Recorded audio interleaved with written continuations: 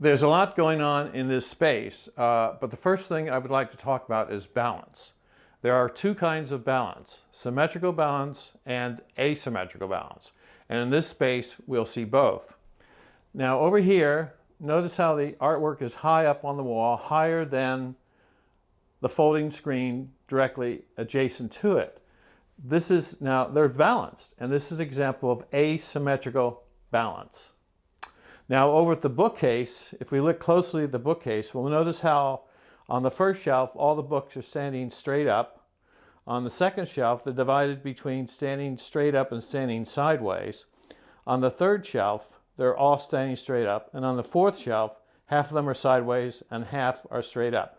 Now the two stacks of books on their sides are a visual anchor for the bookcase, and in fact represent symmetrical balance. They make this bookcase symmetrically balanced, and it's these two stacks that draw your attention to the bookcase.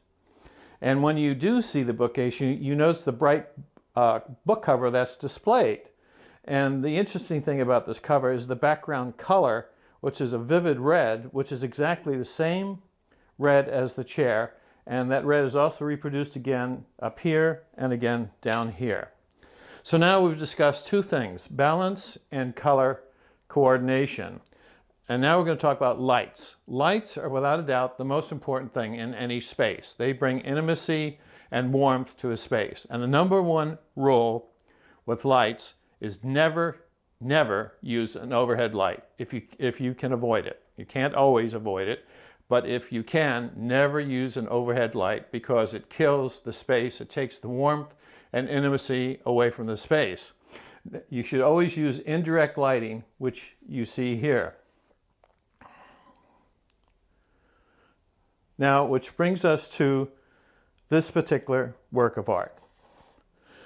I photographed my friend as Christ over a period of several years. We did a series first in Los Angeles, and then we did a series in Oakland. This is from the Oakland series. It's odd how it happened. We pulled into this small parking lot downtown Oakland, which was stuck between two buildings, and we were facing this spot. And we were both sitting there in the car looking at the spot, and we actually had a conversation about why that spot looked the way it did. And then finally I turned to my friend and I said, well, look, why don't you take your shirt off and go stand over there, your arms stretched, and I'll photograph you as Christ. So he did. And it turned out very successfully. My friend is a natural model, and he really would get into the moment. And you could see from the expression on his face and the way his hands are placed that he really, really got into the moment. We, in fact, enjoy doing these photographs so much that one year we did an Easter card, and Oakland has a fabulous cemetery. In fact, it's one of the great cemeteries of the world called Mountain View, and it was designed by the fellow who did Central Park. And so one morning early, before anyone was there, we went over to the cemetery and found the most ornate tomb that we could find, and I photographed my friend coming out of the tomb. Well, I turned those photographs into an Easter card and sent them to all my friends and relatives. And I remember talking with one of my relatives. He said, oh, I got your card. Could you please explain it to me? I don't understand it. So I did. I told her what it was. She said, oh. And there was a pause for a moment. And then all of a sudden she said, I'll never forget it, you know, I think I'm insulted. And she hung up on me and she never spoke to me again.